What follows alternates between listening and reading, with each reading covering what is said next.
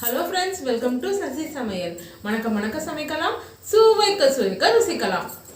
இந்த வீடியோல milk powder வச்சு 10 நிமிஷத்துல ஒரு ஸ்வீட் மில்க் பவுடர் பேடா, அதாவது பேடா எப்படி செய்யறது அப்படின்னு தெளிவா இந்த வீடியோல பார்க்கலாம். வாங்க வீடியோக்குள்ள போலாம். அதுக்கு முன்னாடி இந்த சேனலை இது வரைக்கும் சப்ஸ்கிரைப் பண்ணாதவங்க உடனே சப்ஸ்கிரைப் பண்ணிடுங்க. மறக்காம பெல் பட்டன் அழுத்தி ஆல் ஓகே கொடுங்க. அப்பதான் நான் போடுற வீடியோ உடனுக்குடன் உங்ககிட்ட வந்து சேரும். லைக் பண்ணுங்க, ஷேர் பண்ணுங்க, கமெண்ட் பண்ணுங்க.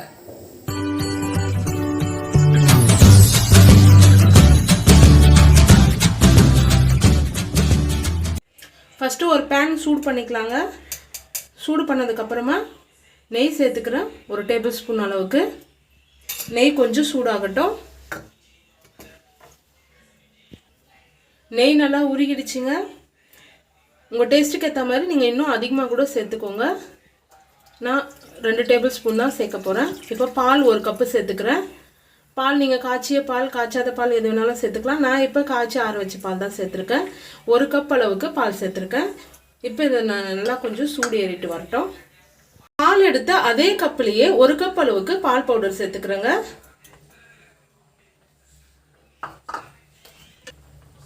இப்போ நல்லா கலந்து விட்டுக்கலாம்.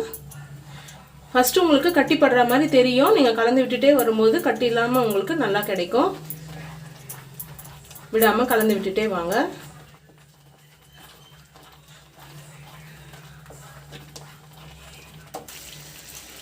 பாருங்க, நல்லா கலந்து விட்டாச்சு. இப்போ கட்டி இல்லாமல் நல்லா கலந்து வந்திருக்கு.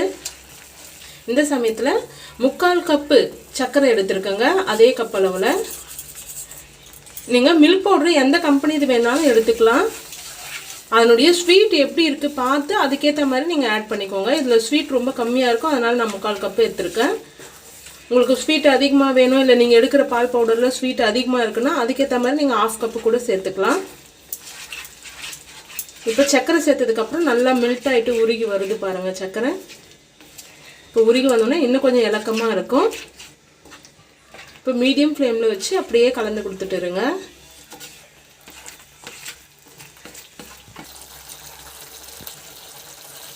இப்போ நல்லா கலந்து வந்திருக்குங்க. இந்த சமயத்தில் ஒரு 1/2 ஸ்பூன் ஏலக்காய் பொடி சேர்த்துக்கலாம்.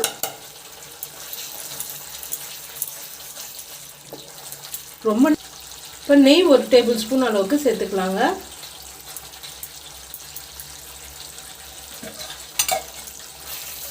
நெய் சேர்த்து இப்போ நல்லா கலந்து விட்டுக்கலாம். நெய் உங்கள் விருப்பத்துக்கு ஏற்ற மாதிரி அதிகமாக கூட சேர்த்துக்கலாங்க, ஒன்றும் தப்பு இல்லை. இப்போ நல்லா ஒட்டாமல் வரணுங்க ஓரத்தில். அது வரைக்கும் கொஞ்சம் நேரம் கலந்து கொடுத்துட்டு இருக்கலாம். அது ரெடி ஆகிறதுக்குள்ள ஒரு பிளேட்டில் கொஞ்சமாக நெய் சேர்த்து ஃபுல்லாக தடவி விட்டுக்கலாங்க.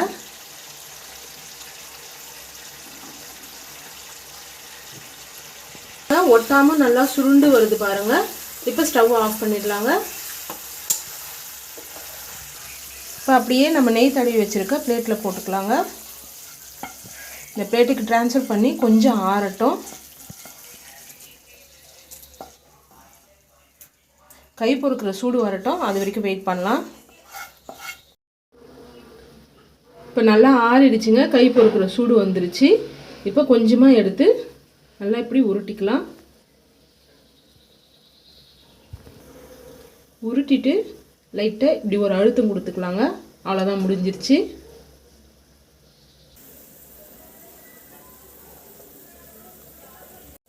இதே போல் நம்ம எல்லா ஸ்வீட்டையும் இதே மாதிரி பேடா ஷேப்க்கு செஞ்சு வச்சுக்கலாம்.